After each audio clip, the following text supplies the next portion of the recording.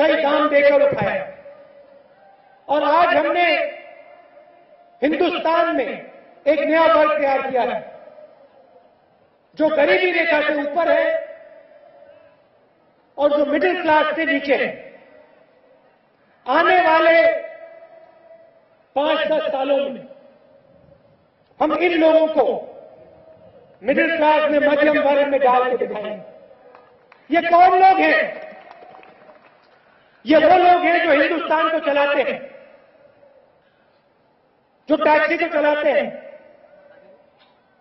बढ़ई, मजदूर, ये लोग जो इस देश की रीढ़ की हड्डी है।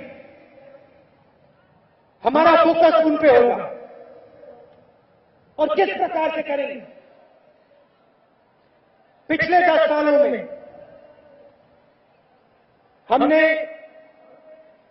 दिल्ली मुंबई, मुंबई चेन्नई और दिल्ली कलकत्ता इंडस्ट्रियल कॉरिडोर और फ्रेट कॉरिडोर पे काम शुरू किया है।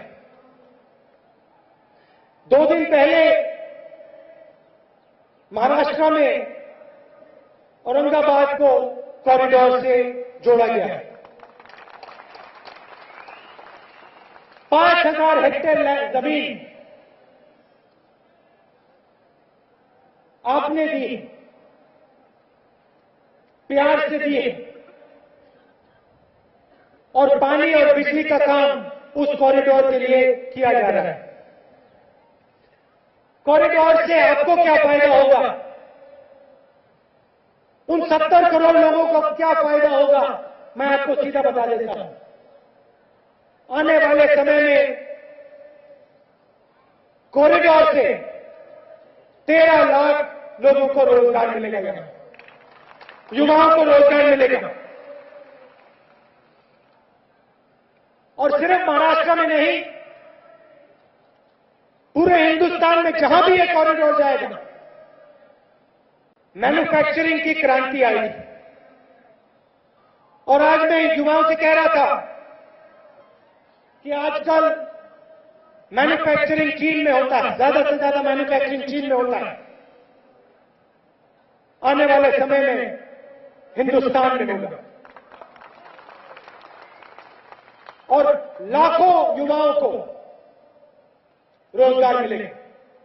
सबसे बड़ा, हिंदुस्तान में सबसे बड़ा इंफ्रास्ट्रक्चर का प्रोजेक्ट है दिल्ली मुंबई, मुंबई चेन्नई और दिल्ली बेंगलोर कॉरिडोर, और इससे युवाओं को बहुत लाभ मिलेगा। महिलाओं की थोड़ी बात करना चाहता हूं। आप हिंदुस्तान की रीढ़ की हड्डी, आपके बिना ना घर चलता है, ना राजनीतिक दल चलता है और ना देश चलता है। मगर जितनी जगह आपको मिलनी चाहिए, राजनीति में, सांसद में, विधानसभा में, आपको नहीं मिलता और ये बदलना है। महिला आरक्षण बिल हमने पार्लियामेंट में रखा और विपक्ष के लोगों ने रोका। हम इस बिल को पास करके दिखाएंगे और लोकसभा में और विधानसभा में 33% महिलाओं को डाल के दिखाएंगे और आप में से महिलाओं को डाल के निकालेंगे। लोग कहते हैं हिंदुस्तान को सुपर पावर बनाना है, बड़े भाषण होते हैं, भैया हिंदुस्तान को सुपर पावर बनाना है। देखिए, हिंदुस्तान में 50% महिलाएं हैं और जब तक इनको शक्ति नहीं दी जाएगी तो हिंदुस्तान आधा सुपर पावर बनेगा, पूरा सुपर पावर नहीं बन सकता। तो आपको हम जगह देंगे। बैंक से जोड़ने का काम हमने किया है। समूह के माध्यम से करोड़ों महिलाओं को हमने बैंक से जोड़ा है और आपके घर में हमने पैसा डाला है।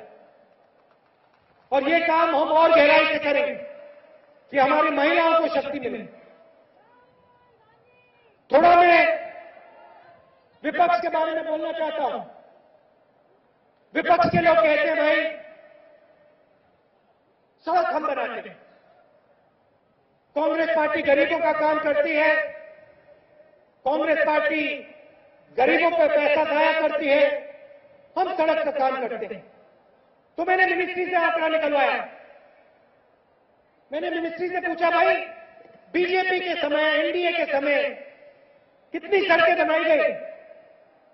और जवाब क्या मिला? यूपीए के समय 3 गुना ज्यादा सड़कें बनाई गई।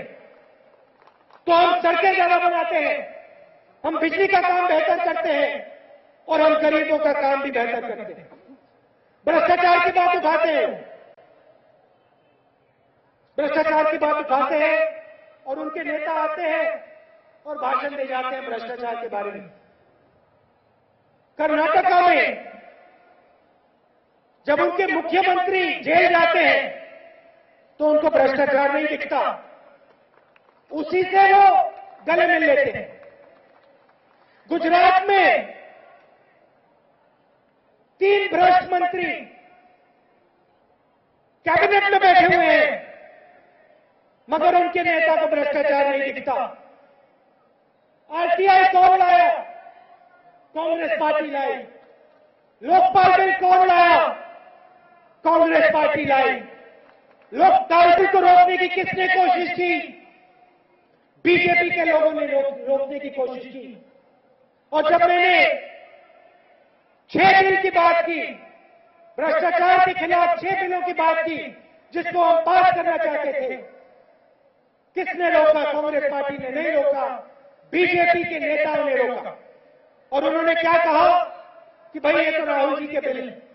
ये राहुल जी के बिल नहीं है, ये जनता के बिल है, गरीबों के बिल है, क्योंकि भ्रष्टाचार से उनका नुकसान होता है। देखिए, उनकी सोच में, बीजेपी की सोच में और हमारी सोच में फर्क है। वो कहते हैं कि जो हिंदुस्तान में 60 साल में हुआ, बीजेपी के लोग 3 महीने में कर देंगे। अब इसके पीछे एक सोच, हमारा कहना है कि जो 60 साल में हुआ है इस देश में, वो हिंदुस्तान की जनता ने किया है। अगर यहां सफलता प्राप्त हुई है, अगर ये देश अपने पैरों पे खड़ा हुआ है, अगर यहां हरी क्रांति आई है, दूध की क्रांति आई है, टेलीकॉम रेवोल्यूशन हुआ है, तो यह आप लोगों ने अपने खून और पसीने से किया है। हिंदुस्तान के किसान ने किया है, हिंदुस्तान की महिलाओं ने किया है, हिंदुस्तान के युवा ने किया है। और जब ये कहते हैं कि जो हिंदुस्तान ने 60 साल में किया, उसे मैं 3 महीने में कर दूंगा, तो वो हिंदुस्तान की जनता की इज्जत नहीं कर रहे।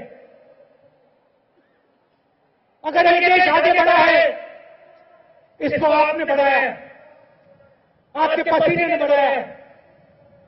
और जो काम आपने 60 साल में किया है, वो आपके पसीने ने किया है, और वो उसको एक व्यक्ति 3 महीनों में कभी नहीं कर सकता है। देश को एक व्यक्ति नहीं चलाता है, देश को करोड़ों लोग चलाते हैं। वो हमारी सोच। और हम क्या करना चाहते हैं? हम आपको शक्ति देना चाहते हैं। पंचायती राज की बात हमने की, बीजेपी के लोगों ने रोका।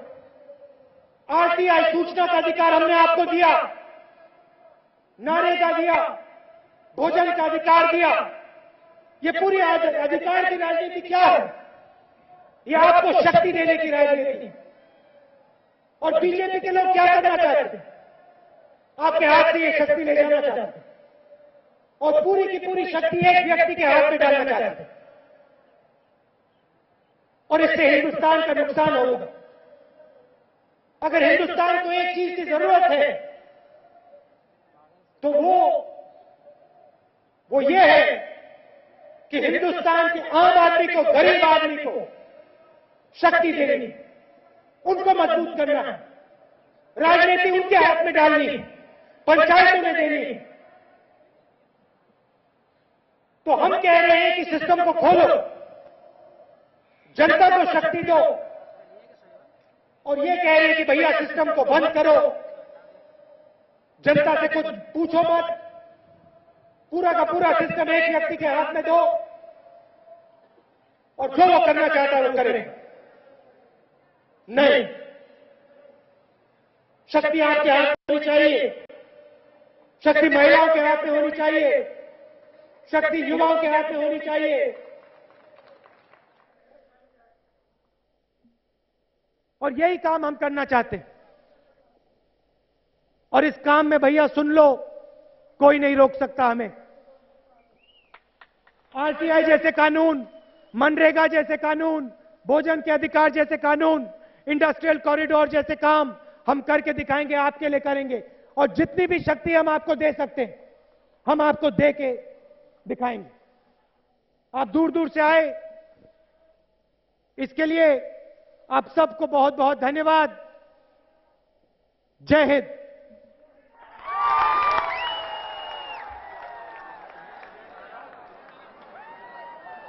आरटीआई का अधिकार हमने दिया, मनरेगा हमने शुरू की। अभी तक जो कुछ भी हुआ है वो कांग्रेस पार्टी ने ही किया है।